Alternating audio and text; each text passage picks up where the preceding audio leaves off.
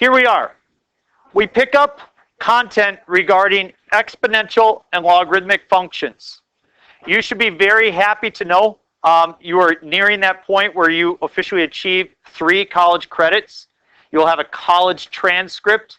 Your GPA will hopefully be excellent. You've saved a significant amount of money. And we are almost done with really that content of what college algebra is. And for me, I told you that the last unit was my favorite. Trig is, for me, it's a very special topic. So the last thing we need to do is talk about this. What is it? Well, y is equal to 2x. What does that graph look like? A line, very good. Y is equal to x squared. What does that graph look like? So today we want to look at y is equal to, say, 2 raised to the x. See how they all have a 2 and they all have an x? But it depends on where they're placed, doesn't it? Yep. So let's look at that kind of graph and see what happens. If I go to my calculator and I go into y equals and I type in 2 raised to the x power, and I go to my table, I'm going to start plugging in values. Anybody know what 2 to the 0 power is? It is 1. Anything raised to the 0 power is 1. If I put in 1, I get 2. Tell me what's happening to the y values as I plug in these x values. They're being multiplied by 2. But in general, what's happening to the values they are getting? And significantly greater, right? We would say that, again, this is exponential. They are rising very large. If you just plug in, instead of going to 7, let's go to 13 and see. It jumps to 8,000 right away. See what I'm saying? Like, that's big. So what happens is this graph crosses through 0, 1, and it takes off in this direction. The question is, what happens on the other side? What if we plug in negative values, such as -1, -2, -3, -4, -5, -6, -7? They're getting ridiculously smaller, but they're still bigger than what number? They're still bigger than 0. So the graph tends off towards 0 and goes like that. Now, why is that? Because if you take 2 and raise it to, say, the -8th power, that's 1 over 2 to the 8th. It doesn't make the value negative. The negative drops it to the denominator, and it therefore becomes extremely small. Everybody see that? This is the parent function when the base is greater than 1. So, for example, y is equal to 2 raised to the x power.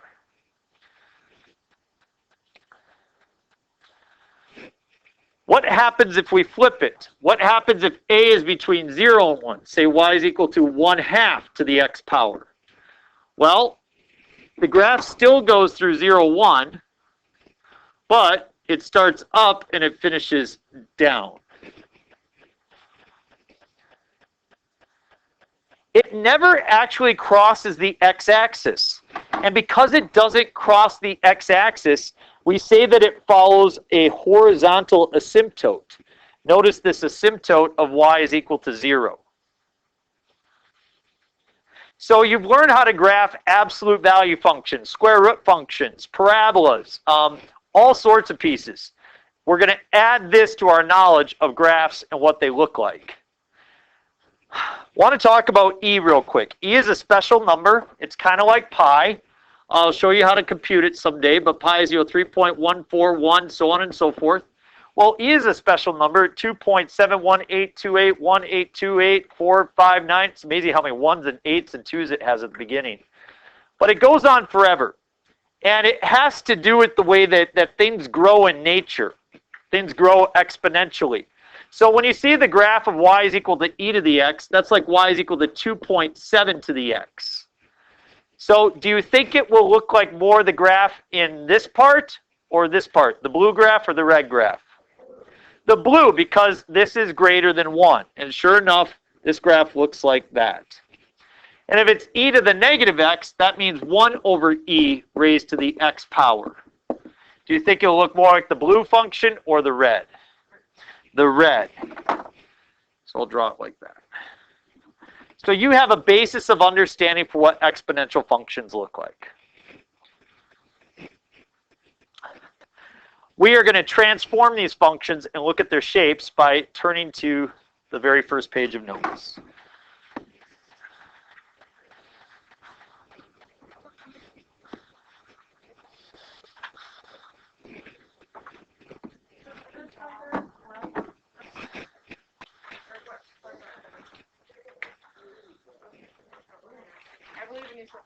Okay, the first graph, we're going to look at y is equal to 4 to the x. I'm not so concerned about the 4. I just want you to identify that it's bigger than 1. So it's going to have this general shape. It's going to go through 0, 1. Because anything raised to the 0 power is 1. Sid, if I can state it one more time, 4 raised to the 0 power, that's the x, is equal to 1. That's the y. So it has the coordinate 0, 1.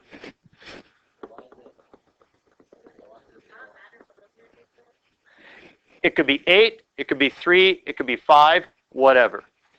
What does the 4 do? The 4 actually makes it steeper, sharper. You don't have to try to show that. The dotted line is the horizontal asymptote. I chose to plug in 0 for x to show her why it goes through the point 0, 1. Well, you can plug in whatever. You can plug in 1 and you get 4, right? So 1, 4. And we're not going to do that all the way across. What we want to do is we want to identify the domain, the range, the asymptotes, and a point. Look at the graph. What is the domain of that graph? Yes, good. Negative infinity to infinity or all real numbers. The domain for exponential functions will always be all real numbers. Every single time. The range. Yep, you could say y greater than 0, or you could say parentheses 0 to infinity. Asymptote? I thought I heard you say asymptote. Thank you, Trey, dog.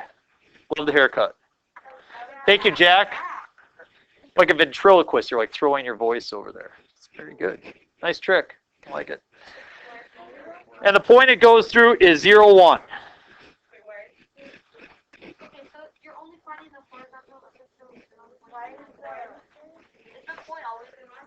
No. In this situation, we'll shift it down 4, and that will change the point. I just want you to name one point that it goes through. One point? Yeah. It happens to go through 0, 1. Yes. You could do what? If we really wanted to do 1, 4. Sure. Amazing. We will miss you. Okay, next one. How is this shape different? Excellent. Because the 1/4 is less than 1, it's going to start up and it will finish down like so, going through the coordinate 0, 1. I will list the domain, the range, the asymptote, and the point. Somebody, the domain is always all real numbers. The range, yep. You can see it still has an asymptote of y is equal to 0. And the coordinate it goes through?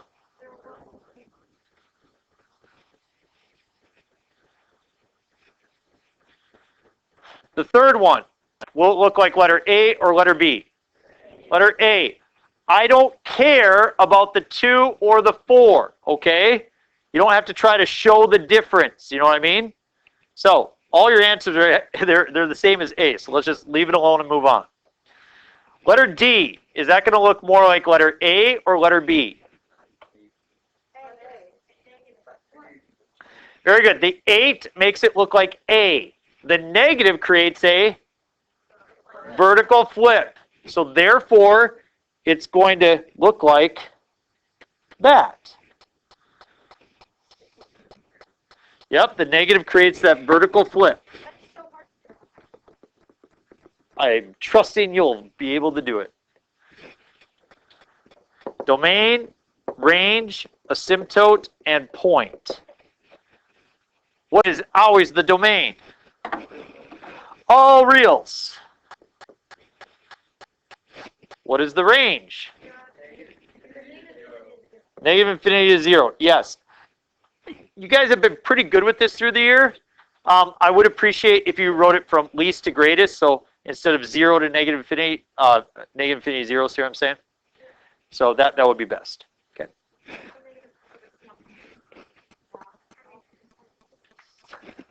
Oh, it comes from down. Because we go from down up. Yep. Yep. Yep. Yep. Very good. Yep. Asymptote is y is equal to 0. What's the point that it goes through? Why does it not go through 0, 1? Because you flipped it. Good. So let's think about this one right here. 3 to the x minus 4. Is it going to look like letter A or letter B? Letter A, but it's going to be shifted down 4 units. So if the asymptote used to be at 0, then the asymptote will be at negative 4. 1, 2, 3, 4.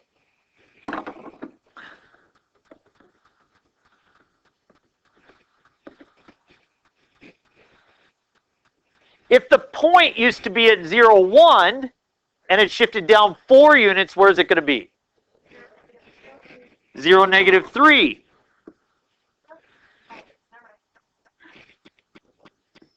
Used to be at 1, shifted down 4, so now it's at negative 3. Domain.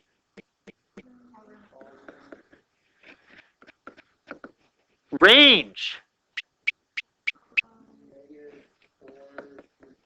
Way to go, Jack. Asymptote. Good. And the coordinate that I wrote that it goes through? Negative 3. Spend 30 seconds. Talk to a partner about letter F. Don't draw anything, but talk to them. What do you think is going to happen with letter F? Talk. Go.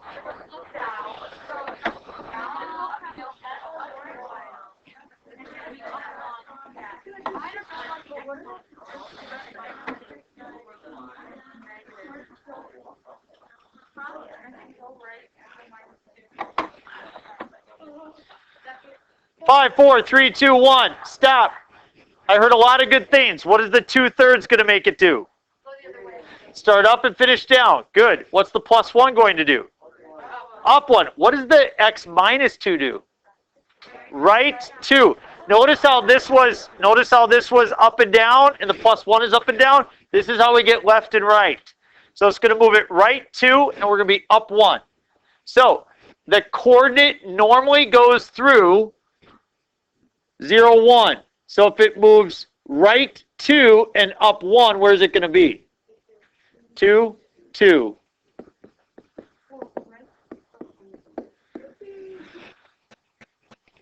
Exactly.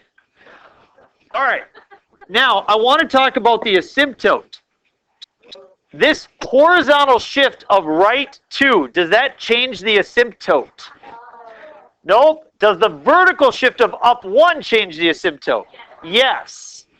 So therefore, the asymptote will be y is equal to 1. So the horizontal shift doesn't change, it just slides back and forth, but the vertical one does. So we got y is equal to 1.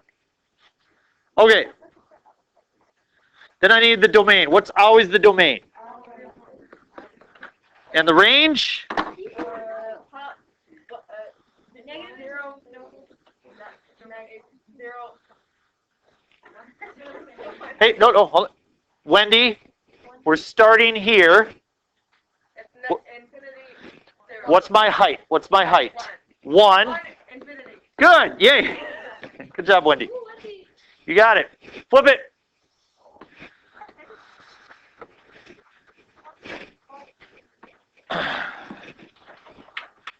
We're getting close. I really want to finish this so you guys can get this assignment done this weekend. Okay, find an exponential function that passes through the following points. So you're used to writing, say, y equals mx plus b. Suppose you have to write an equation for a line. You would fill in the m and the b and get, say, y is equal to 2x plus 3. That's similar to what we're doing right now. The difference is we're trying to write y is equal to a raised to the x power. So for example, you might come up with y is equal to 6 to the x power. So that's our goal, is to come up with something like that. Notice all of these functions go through what coordinate? 0, 1. Okay, it says it's exponential going through 0, 1. It also crosses through 225. So if I may, y is equal to a raised to the x power. I'm trying to figure out what a is. What is the y value in this situation? 25 is equal to a raised to the second power. What number do you square to get 25? So a is 5. If you write a is 5 on the test, I can't give you full credit. Because is that an exponential function? That's an exponential function. Good. Y equals 5 to the x. Sid, did you answer your own question there? Good job. Okay. I think we got time for 2 more.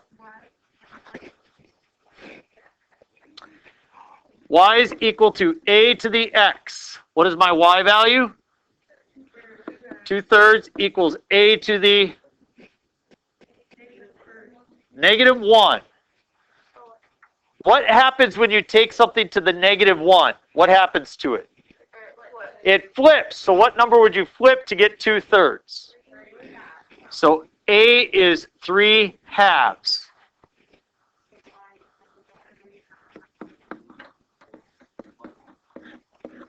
3/2 to the x.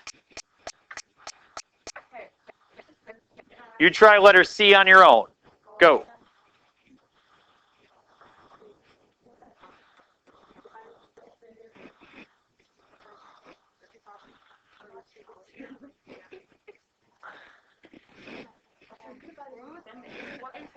What? Good job. Folks, we'll need about 40 seconds after the bell. If you could stay, please do. Okay?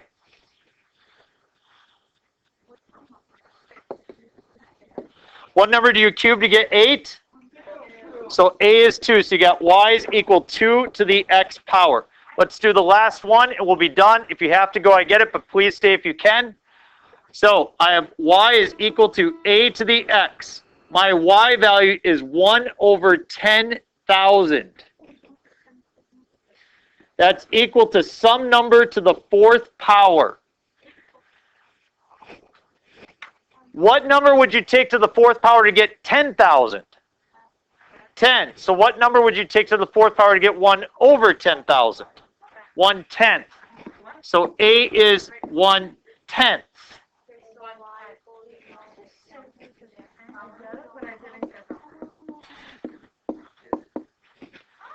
Thank you. Good job. Thanks for staying. You are ready to complete your first worksheet. I would love it if you came back and you had 75% of it done and we're ready to start the class on Monday with a couple questions.